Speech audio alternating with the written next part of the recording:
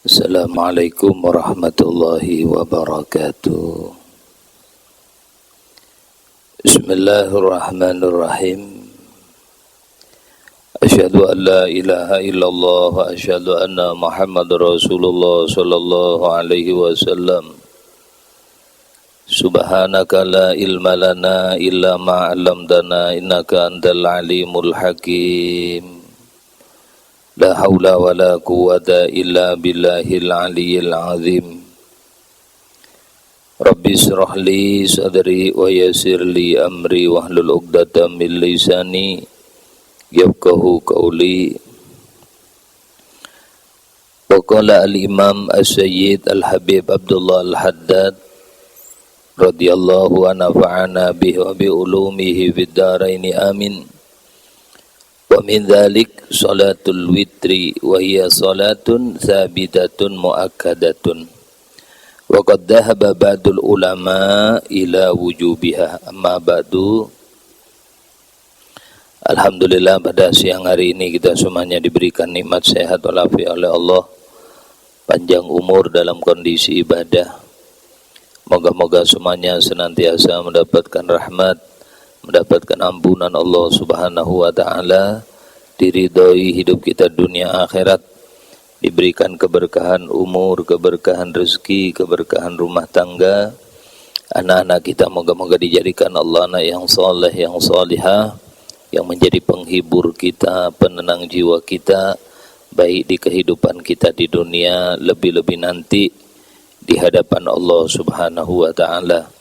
Moga-moga semuanya ditakdirkan bisa ziarah ke makamnya Rasulullah, ziarah ke Baitullah, menunaikan ibadah haji dan umrah, meninggal dalam kondisi husnul khatimah. Ala hadhihi niyya wa ala ma nawa salafus salih wa ila hadratin nabiyil mustafa Rasulillah Muhammadin sallallahu alaihi wasallam sa'ulillah lahumul Fatihah. A'udzu billahi minasyaitonir rajim. Bismillahirrahmanirrahim. Alhamdulillahirabbil alamin. Arrahmanir rahim. Maliki yaumiddin. Iyyaka na'budu wa iyyaka nasta'in. Shiratal ladzina an'amta 'alaihim ghairil maghdubi 'alaihim waladdallin. Amin. Mari zikir sama-sama nggih, diikuti. Bismillahirrahmanirrahim. Hasbiyallahu lidini. Hasbiyallahu lima ahammani. Hasbiyallahu liman bagha alayya. Hasbiyallahu liman hasadani. Hasbiyallahu liman kadani bisu. Hasbiyallahu indal maut. Hasbiyallahu inda su'ali fil qabri. Hasbiyallahu indal mizan. Hasbiyallahu inda sirat. Hasbiyallahu la ilaha illahu alaihi tawakkaltu wa ilaihi unib. Alhamdulillah. Bismillahirrahmanirrahim. Qala al-Imam As-Sayyid Al-Habib Abdullah Al-Haddad, beliau mengatakan wala yanbaghi ayyastaghila binaflin mutlaq fi waqti naflin warada fi sunnah al-mutahhara min fi'li Rasulillah sallallahu alaihi wasallam au qauli.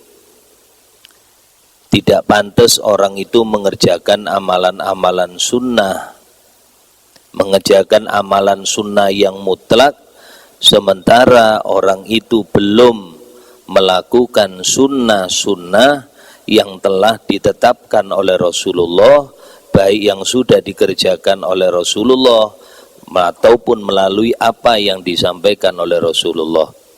Jadi kayak sholat malam umpamanya, kalau belum tahajud, belum witir, jangan nambahi sholat mutlak. Karena ada usolli sunnatat tahajud, berarti judulnya tahajud. Usolli sunnatal witri, berarti sunatnya sunat witir. Ada kalau sudah kebanyakan kekurangan kepingin ibadah terus itu nambahi sholat mutlak. Usolli sunnatar rok'ataini lillahi ta'ala. Kayak contohnya Imam Zainal Abidin itu kadang semalam sholat mutlak itu sampai 1000 rakaat. Al-Habib Abdullah Al-Haddad tiap malam 300 rakaat. Al-Habib Ali bin Muhammad bin Husain Al-Habsyi itu semalam kadang 1000 rakaat, siang hari 1000 rakaat. Kemudian selama 1000 rakaat itu Al-Habib Ali biasanya cuman khatam Quran 8 kali. Ya. Jadi sudah dikerjakan, tahajudnya sudah, witir-witirnya, amalan-amalan yang lain sudah, tasbih sudah, kayak hajat sudah, tapi masih ingin sholat terus, sholat mutlak. Jangan sholat mutlak kamu, kata Habib Abdul Al-Haddad, sementara kamu itu ada di waktu yang di waktu itu kamu harus mengerjakan amalan yang pernah dikerjakan oleh Rasulullah. Di antaranya sholat yang biasa dikerjakan oleh Rasulullah. Wa min dzalik, di antaranya Al-Habib Abdullah Al-Haddad mengatakan sholatul witri, sholat witir. Ini sholat witir ini jangan ditinggalkan. Ya, tiap malam jangan ditinggalkan. Rasulullah tidak pernah meninggalkan sholat witir ini. Wa hiya sholatun thabitatun muakkadah. Kata Habib Abdullah Al-Haddad, sholat witir ini sholat sabita yang sangat kokoh, muakkadah, sangat ditekankan untuk dikerjakan. Bahkan ini sebagian ulama wa qad dhahaba ba'dul ulama ila wujubiha, bahkan sebagian ulama mengatakan sholat witir ini ditanamkan di hati kita seakan-akan wajib. Ada 3 amalan yang sunnah bagi umatku dalam kitab Wasiatul Mustafa. Ada 3 amalan yang sunnah bagi umatku, tapi bagi saya seakan-akan wajib. Bagi sampean sunnah, tapi Rasulullah itu menanamkan di hati beliau itu seakan-akan amalan itu menjadi wajib. Jadi Rasulullah tidak pernah meninggalkan karena merasa itu harus dikerjakan, walaupun itu sunnah. Boleh ngerjakan seperti itu, hukum, menetapkan hukum pada diri sendiri itu boleh. Kayak pondok mengatakan kepada gurunya, kepada muridnya, siapa yang memegang HP di pondok ini hukumnya haram. Melanggar adabnya guru berarti dia. Haramnya pegang HP umpamanya santri, berarti itu dosanya sama guru. Karena dia melanggar perintah guru. Gitu. Sunnah bagi sampean, tapi Rasulullah menganggap wajib. Apa itu? Di antaranya sholat witir. Nabi tidak pernah meninggalkan. Bahkan Sayyidah Aisyah meriwayatkan kalau Rasulullah itu ketinggalan, ketiduran, umpamanya malam, tidak sempat sholat, Rasulullah itu mengqadha di waktu siang hari. Umpamanya habis sholat duha selesai, duhanya selesai, waktu masih ada, beliau mengqadha sholat witirnya 11 rakaat di waktu siang hari. Anda ada keterangan di dalam kitab Risalatul Mu'awanah. Rasulullah mengqadha karena merasa wajib, ketinggalan itu merasa dosa. Jadi malam siang harinya boleh diqadha. Makanya kadang-kadang orang mengqadha sholat itu boleh di waktu-waktu yang kadang dilarang. Contoh, umpamanya ada orang biasanya sholat qobliyah asar, tiba-tiba pas masuk masjid sudah qomat, sementara qobliyahnya belum.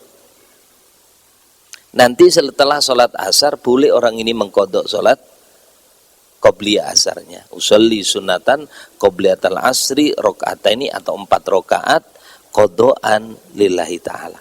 Mengqadha boleh. Boleh. Rasulullah mengqadha malam ketiduran, tapi tidurnya ini tidur betulan. Ada yang tidur-tiduran, ada yang tidur betulan. Tahu tidur-tiduran zaman? Matanya sudah bangun tapi tidak mau bangun. Nah, biar aja tidur lagi sampai subuh. Tidak boleh. Ini tidur lelah betul sampai subuh, bangun, ya Allah tadi malam sudah niat tahajud, niat witir, ternyata subhanallah, ternyata sampai masuk subuh tidak bangun. Nah boleh qadha nanti, ya, witir. Jadi witir jangan ditinggal. 2 yang disunnahkan bagi kita tapi seakan-akan wajib bagi Rasulullah: mandi sunnah Jum'ah. Mandi kalau mau berangkat ke masjid hari Jum'ah. Kita sering tidak mandi itu kadang, cuman wudhu tok. Iya, bepergian lagi kemana kah kita, terus waduh sudah duhur ini, waduh waktu Jumatan, cuman wudhu tok, wudhu terus sholat. Nabi tidak pernah ninggalkan itu, tidak pernah. Beliau senantiasa mandi sunnah Jum'ah, bersih. Sunnah, lebih sunnah lagi kalau mau berangkat ke masjid pakai minyak harum, pakai jubah, pakai imamah, pakai rida, pakai cincin, ya. Khudhu zinatakum, pakai semuanya yang bersih, bawa siwak, jangan makan makanan yang tidak enak, pakai minyak harum. Makanya hukumnya makruh kalau orang ijtima, orang yang lagi mau kumpul, ya kumpul sama siapa aja, termasuk kumpul di masjid, kumpul ada rapat, termasuk mau kumpul sama istri pun makruh hukumnya memakai atau memakan sesuatu yang aromanya tidak menyenangkan. Mau Jumatan makan pete sama jengkol, atau mau sahur hari Jumat, sudah umpamanya puasa hari Jumat, sudah sahurnya jengkol sama pete, wah, terus ngomong sebelah kanan apa? Sudah puasa makannya pete, luar biasa aromanya, bul, tidak boleh, makruh.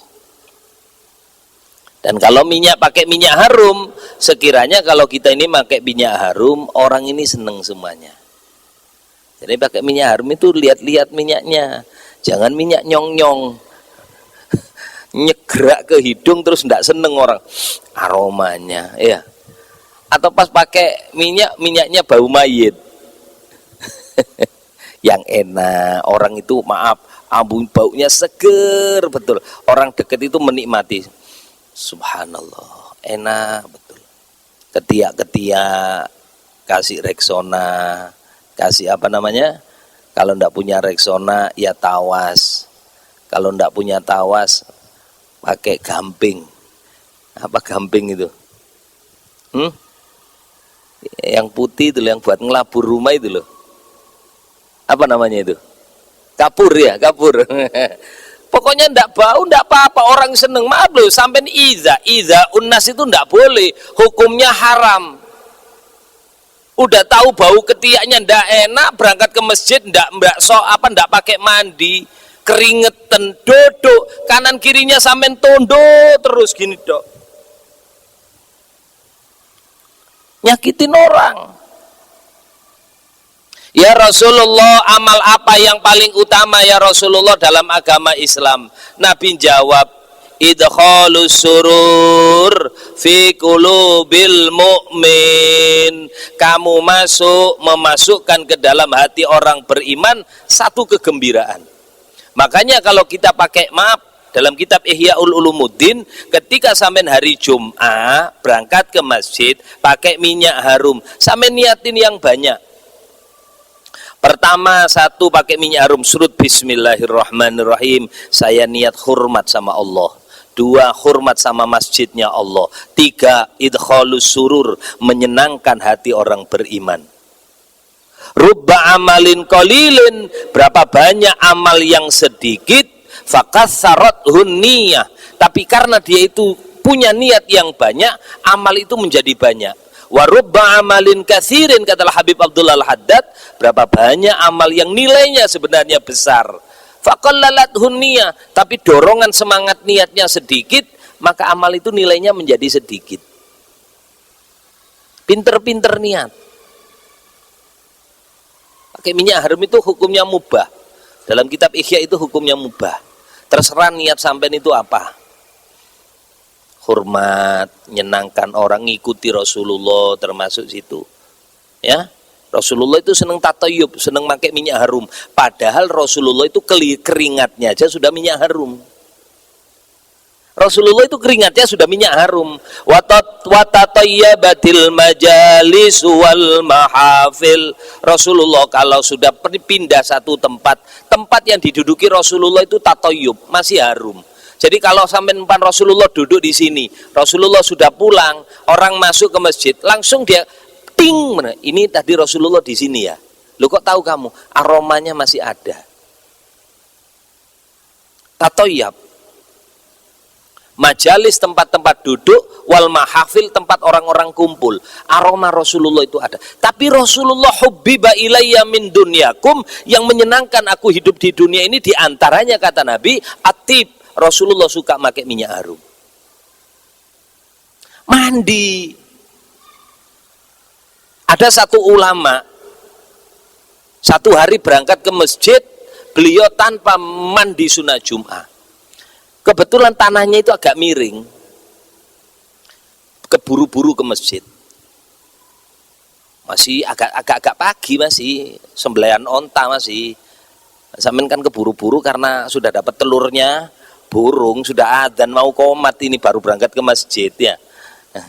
Kalau berangkat awal waktu kan onta, habis itu sapi ya, habis itu kambing, habis itu telur, habis itu terakhir telur kecil itu loh, itu sudah mau ditutup mau adzan itu dapat telur puyuh sampean.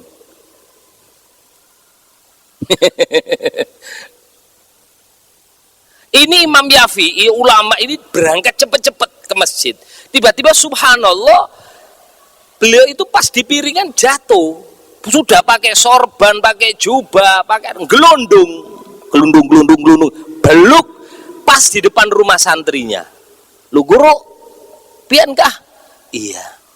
Kenapa guru? Jatuh, udah kelihatan jatuh kok tanya kamu ini. Ya jatuh lah aku ini. Langsung lihat sandalnya putus. Muridnya langsung, guru tak baikin dulu guru. Diem dulu kamu, tahulah kamu. Aku ini sedang ditegur sama Allah. Sedang ditegur aku sama Allah. Loh, tegur apa guru? Tahulah kamu, aku ini ke masjid berangkat ini tidak pakai mandi sunnah. Makanya orang iman itu introspeksi diri. Jadi kalau kadang-kadang sampean itu sudah baik, dikasih nikmat oleh Allah, enak, sampean lupa sama Allah, kadang-kadang ditegur sama Allah. Ibarat kuda itu habis kenceng terus direm, ceri, sehat, rezeki enak, kerjaan mapan, jarang ke pengajian, jarang sholat jamaah, dikasih dor, usahanya macet, baru sadar, ya Allah kok gini usaha sekarang ini, baru nyebut lesannya nama Allah, baru mau datang ke orang alim, ngapain? Ngomong, guru kenapa usaha ulun ini, nah sekarang ini wah ini payah benar guru, jualan mulai pagi nah sampai sore kada laku guru. Loh, waktu lancar tidak pernah ke rumahnya guru, waktu susah ke rumahnya guru. Nah, baru diingatkan. Ada hikmahnya sampai ini diingatkan supaya mau lagi kembali ke orang alim, mau ke masjid, mau ke majelis zikir. Man lam yukbil 'alallah bi mulatafatil ihsan kida ilaihi bisalasil imtihan. Siapa orang yang tidak mau menghadap kepada Allah di waktu enak-enaknya, sayangnya Allah, murahnya Allah, kedermawanan Allah diberikan kepada orang itu. Tapi orang itu tidak mau madhep kepada Allah. Orang itu nanti digiring oleh Allah. Bisalah hasil imtihan dengan datangnya macam-macam, datangnya ujian. Begitu datang ujian, lesannya nyebut nama Allah. Ingat sama orang alim, ingat sama gurunya. Waktu enak, tidak pernah datang. Nah, kumpul lagi. Makanya orang kafir innama numli lahum, tak biarkan kata Allah kepada orang-orang kafir, biar aja mereka berbuat dosa. Untuk apa? Liyazdadu isman, supaya mereka itu tambah banyak dosanya. Kalau sudah banyak dosanya enak Allah kalau menghajar sekalian. Kalau dihajar sekalian nanti siksaan biar. Coba sampean lihat Fir'aun itu mulai lahir sampai mati tidak pernah sakit. Fir'aun itu mulai lahir sampai mati tidak pernah kekurangan duit. Lihat itu paramitnya itu. La khaira fi 'abdin la yasqamu jismu wa la yadhhabu maluh. Tidak ada kebaikan bagi seorang hamba yang tidak pernah terasa sakit, tidak pernah orang itu kekurangan duit. Sampean sering sakit lah. Alhamdulillah. lillah. Encok ya Allah pegang sini, kurangin dosanya. Kena hujan sedikit meriang,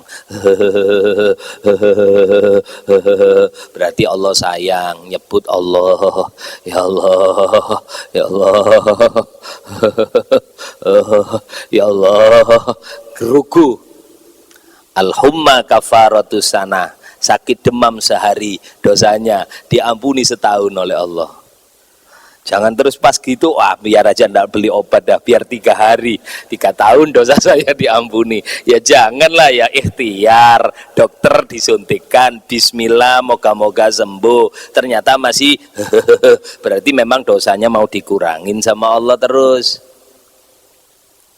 Sampai di dalam hadisul qudsi, aku ingin hambaku itu ketika punya dosa banyak terus dikasih ujian sakit oleh Allah sampai terus menerus, ketika mati habis dosanya karena terus menerus diambil oleh Allah.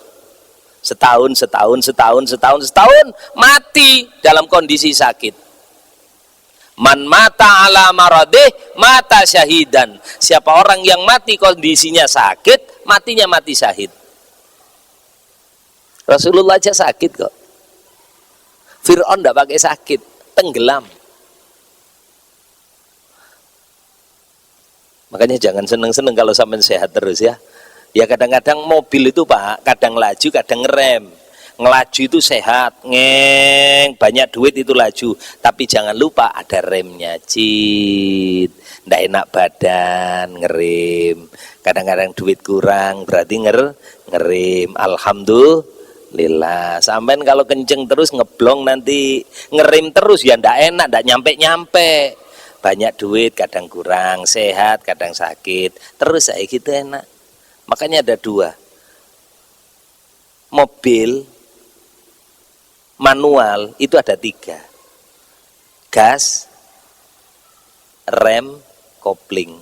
Dah pindah kayak dikit matic. Tetap 2 itu ada. Gas sama rem. Kopling enggak usah apa. Enak, susah. Sehat, sakit. Banyak duit, sudah ada kembalinya sama Allah. Bisa keluh kesah kita, ya Allah sembuhkan saya ya Allah. Ya Allah luaskan rezeki kami ya Allah. Imam Syafi'i jatuh merasa ditegur sama Allah. Saya ini ditegur sama apa? Karena saya tadi sholat Jum'ah enggak pakai mandi. Mandi dulu, mana kamar mandimu itu wahai guru? Mandi dulu. Sandalnya mau dibikin terserah, kamu saya baikin enggak apa-apa, enggak kamu baikin enggak apa-apa. Yang penting aku ngerjakan sunnah dulu. Mandi sunnah, biar selesai berangkat ke masjid lagi. Semenjak itu katanya beliau, wallahi demi Allah, semenjak itu aku tidak mau meninggalkan mandi sunnah Jum'ah. Ini yang kantor-kantor itu loh, yang di kantor kan kadang-kadang berangkatnya pagi nggih jam 8. Mau mandi Jumat enggak bisa, orang sudah di kantor. Mandi pagi hari.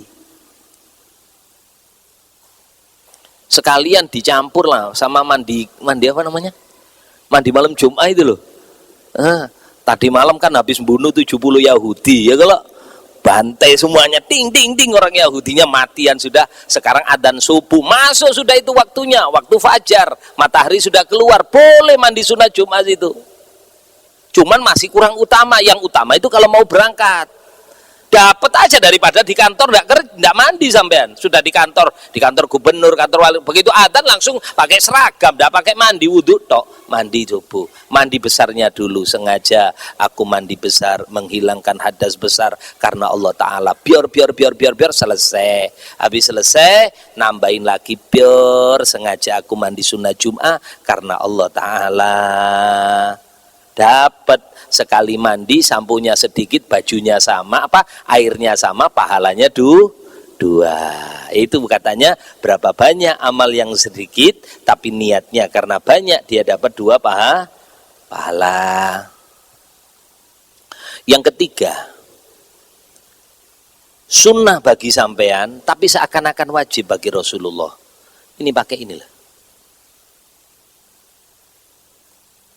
pakai siwak. Nabi itu kemana-mana siwak. Hatta yadridanna. Nabi itu kalau gosokan gigi sampai Ibnu Abbas mengatakan, aku takut sampai aku menganggap gigi Rasulullah itu rompal. Krak krak krak krak. Nah, krak krak krak. Polisi Arab Saudi sama polisi Indonesia beda. Polisi Arab Saudi kemana-mana membawa siwak. Polisi Indonesia membawa pistol sama surat tilang.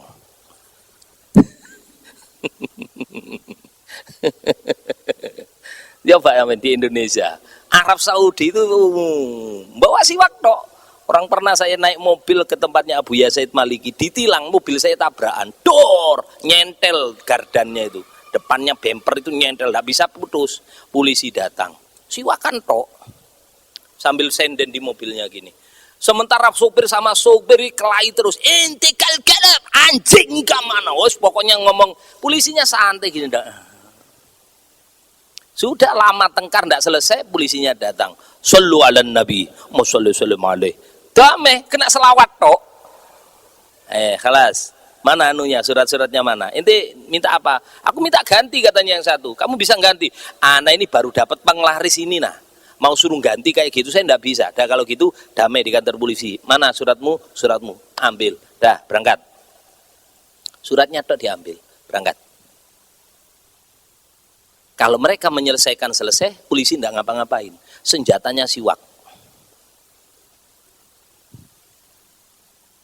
Coba sampean siwakan ya Allah. Nabi keluar kamar, mau kamar mandi siwakan, mau wudhu siwakan, mau mandi besar siwakan, mau sholat siwakan, mau makan siwakan, mau hubungan suami istri beliau siwakan. Bahkan ketika Rasulullah mau meninggal, di akhir hayatnya Rasulullah minta sama Fatimah Zahra isyarah agar mengambilkan siwak beliau. Kemudian setelah nazak beliau disiwakin oleh Fatimah Zahra.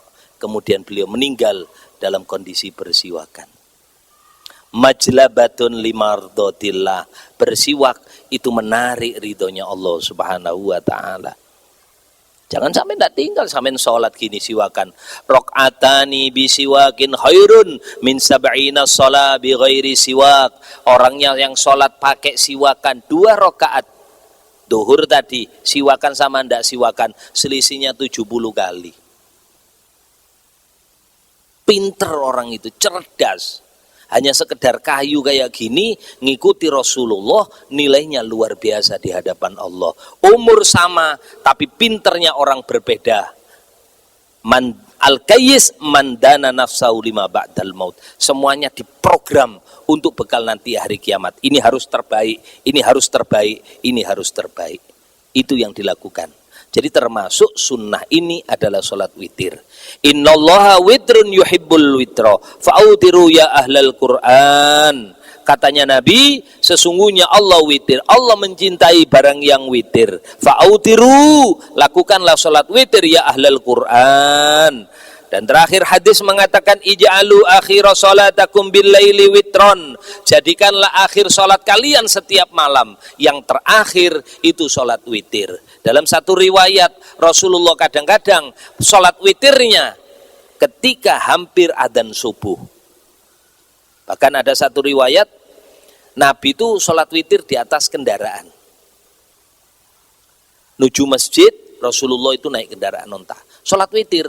Satu sahabat ketika ngelihat masjid, beliau turun, dia sholat, ketinggalan, ditinggal sama Rasulullah. Habis selesai ngejar.